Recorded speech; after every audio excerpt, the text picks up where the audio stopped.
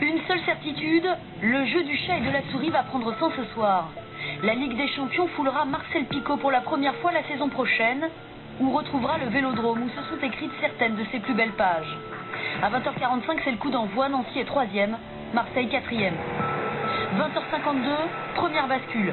Mamadou Niang, servi par Nasri, surprend Stéphane Cassard, le gardien de Strasbourg, dans un angle improbable et envoie l'OM en Ligue des Champions.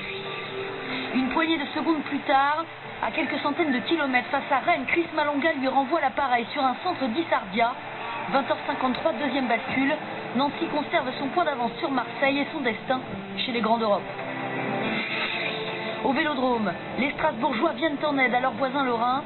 20h56, Fanchon profite d'une mauvaise sortie de Steve Mandanda pour égaliser et asseoir un peu plus l'avance nancéenne. Moins de 10 minutes plus tard, Gamero double la mise. Les Marseillais se seraient-ils vus trop beau, trop vite? Ou serait-ce plutôt les supporters nancéens qui déploient au même instant à Marcel Picaud une banderole sans équivoque? 21h17, premier avertissement pour ces mêmes supporters. Stéphane Mbia, esselé dans la surface adverse, prend ses adversaires de court et de haut et trompe Brasigliano de la tête. À un partout, Nancy conserve son avance, mais l'apathie défensive soulève des inquiétudes. Elles sont partagées par les Marseillais et pourtant à 21h33, Djibril Cissé obtient un pénalty. Il se charge de le tirer avec ce brin de chance qui sonne comme un avertissement. La réussite serait-elle en train de changer de camp? Pour l'instant, Marseille reste 4e.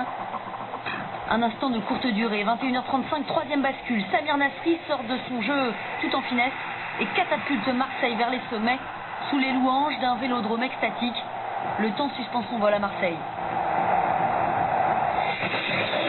21h48, non contents d'apprendre le retour des Marseillais dans leur vestiaire, les Nancéens raclent leur à l'entame de la deuxième mi-temps.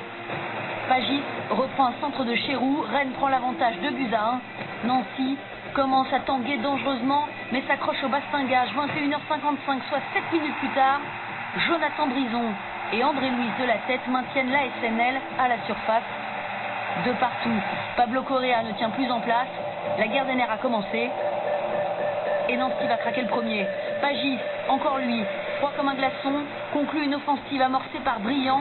La défense lorraine est aux abois. En redonnant l'avantage aux Bretons 3-2 à l'heure de jeu, Pagis à lui tout seul assomme une équipe, un staff, un stade. Fallait-il perdre tout espoir pour que le sort s'en mêle encore? Un quart d'heure plus tard, versatile, il bascule à nouveau au Vélodrome pour la 4e fois de la soirée sur cette égalisation de Zenke pour Strasbourg. 3 partout. À 21h15, Nancy et Marseille ont le même nombre de points, mais le goal average est favorable aux Lorrains. La Champions League leur tend les bras. Et puis à 21h20, un monstre d'orgueil scelle définitivement les destinées croisées de Marseille et Nancy. Djibril Cissé ou la 5e bascule, hué, sifflé une bonne partie de la saison, l'attaquant marseillais offre, comme l'an passé, la qualification pour le tour préliminaire de la Ligue des Champions à son équipe. C'est un petit miracle, parce que ça n'arrive quand même pas souvent qu'une équipe qui est 19e, qui à un moment donné, à la fin du championnat, se trouve sur la 3e place. On n'a que ce qu'on mérite et c'est vrai que ce soir, on a un peu tout gâché, même si, comme j'ai dit, la saison reste belle. C'est dommage. Dommage pour Nancy dont la régularité n'aura pas été récompensée.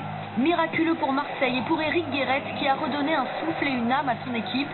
Un souffle, une âme, deux armes indispensables en Ligue des Champions.